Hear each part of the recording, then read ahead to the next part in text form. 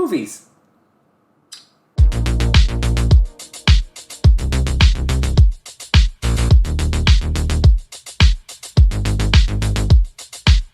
There's not a lot that I necessarily have to say about movies, but I have thoughts, and I just want to talk about my thoughts.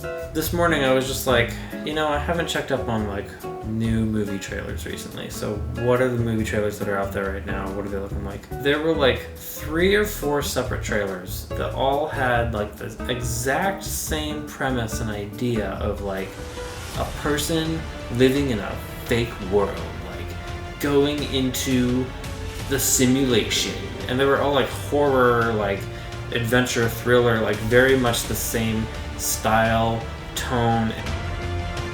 He's going into the digital world and she's fake, and it's like Inception, but it's memories instead of dreams. He puts on this headgear thing, this like brain wave thing. She takes the exact same headpiece, she gets scanned, and she goes into VR world, which is somehow like scary or something. It's the exact same thing again. It's just like the same movie. And what's that voice? Like that almost sounds like from Spider-Man 2. This trailer just went on too long. Like, this train scene just didn't end. It's also, as someone who actually rides the subway, it's just so unlikely. No matter how diabolical you are, you just could not make this happen. On the Q train, no less. Oh, this is just cheap. It's all a simulation. So cheap. Oh, yeah. Okay. Prime Video. Amazon original. Prime Video, just hanging out there, in case you missed it the first 2 times. We are fighting a war 30 years in the future. This is another film where it's like, sort of like about a simulation or like an alternate timeline or like something like that. Oh yes, it's Amazon, just by the way. And Amazon. Like, there's always been trailers that set the tone for all the other trailers for like the next decade. The 2 strongest examples I can think of are Inception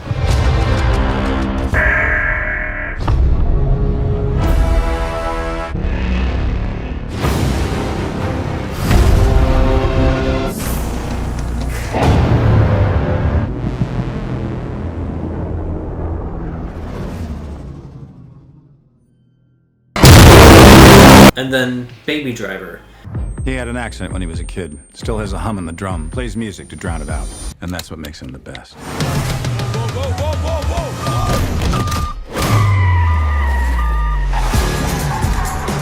whoa. Now you see that all the time for movies that has nothing to do with the theme. That rhythmic nature has nothing to do with what this movie is or what it's trying to be.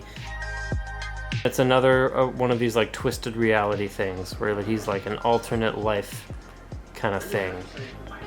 Oh, but they also did the Baby Driver thing. Here, ready? It's so useless, it's so pointless, and it's just one little tiny part of a scene. They're still doing it. They're still doing it. Oh, and then there's this car thing. Okay, this actually looked really cool. It was deceptively similar to Edgar Wright, just in the filmmaking and the style and the tone and the acting, which is really funny because of what comes right after this trailer. It feels like an exact replica of Shaun of the Dead or Hot Fuzz. And there's a specific moment that's very, very Edgar Wright, very obviously Edgar Wright. So, what's the plan? Bash him in the head, that seems to work out. Oh yeah. I'm gonna bust this thing wide open. The Fuzz. What do you recommend? Beer. We'll have 5 of those, please.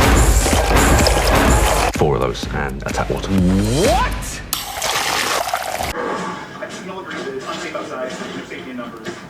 This part, this whole part. And it's honestly well done. I'm not faulting them for it. I think we can all agree that it's unsafe outside and there's safety in numbers. Out of curiosity, who is packing? Well, we're having a good old-fashioned sleepover. With guns, though. With guns, yes. Right after that clearly Edgar Wright homage is an actual Edgar Wright film, and it's completely different. And it just shows how striking it is that the industry can be stuck in making references to films that are older than some of the people even watching them, while the people who made those referenced materials keep going on to make new things. It just strikes me as very funny and very ironic. And I love the freeze frame at the end. Yeah. See, that's different. That's cool. And now, if we ever see any other film trailer do a freeze frame at the end, we'll know where they got it from. I think the new trend that I'm noticing is it's pop music. It's some sort of pop song. And, you know, it's supposed to be this very like, ooh, they're using that song kind of thing. Like this like silent movie trailer with just a song. What we are witnessing here is the return of Titans.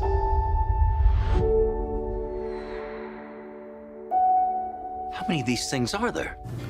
So many. So many of The Titans. So my parents are teachers, and when you see students like copying each other's work, it's very obvious.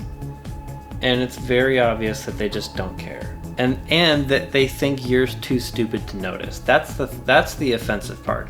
It's kind of the same exact thing. A lot of filmmakers, a lot of studios, a lot of shows, a lot of movies out there, they just want to pass the grade. Here's the bullet list. Let's check it off. I should say really a lot of studios, but I do think it filters down creatively as well. And I guess what's most frustrating about that to me as an audience member is the idea that they think that I'm not going to notice, that I'm not going to care, that they think most viewers, and I guess they're right to an extent, just don't, they aren't going to pay attention, they aren't going to notice. It's movie magic. What do you want? You know what, actually, I had a very similar feeling about comic strips back in the day. When I was younger, I drew a lot, and I loved to draw, especially cartoons. And one thing I always noticed was just how unabashedly lazy these comic strips were. Laziness when it comes to comic strips is rampant. And I get it. You're trying to make a new joke every day, new art every day. You're trying to have an incredible backlog to draw from so that you never run behind. That's really hard. That's not something everybody can do. But the quality is so consistently low. If you're saving grace with the art that you're putting out there is that your target audience just won't notice or won't care, then why are you making it? Not everyone can be a Spielberg. Not everyone can be Bill Watterson. Not everyone can be a Chris Nolan. Not everyone can be a Tarkovsky. Not everyone can be a Denis Villeneuve. A lot of great people feel like they're making mistakes all the time. It just frustrates me when people make something for other people, but they don't want other people to rate it honestly with their guts. Anyways, like I said, there's a lot that can be said. There's a lot that has already been said. There's a lot that I have just said. There's a lot that I haven't said because I just can't organize my thoughts about it that clearly.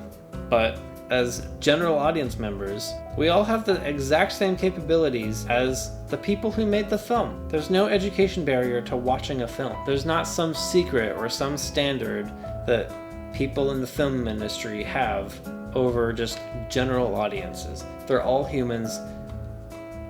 They're the same people. It's just a golden age of industrialization. It's a golden age of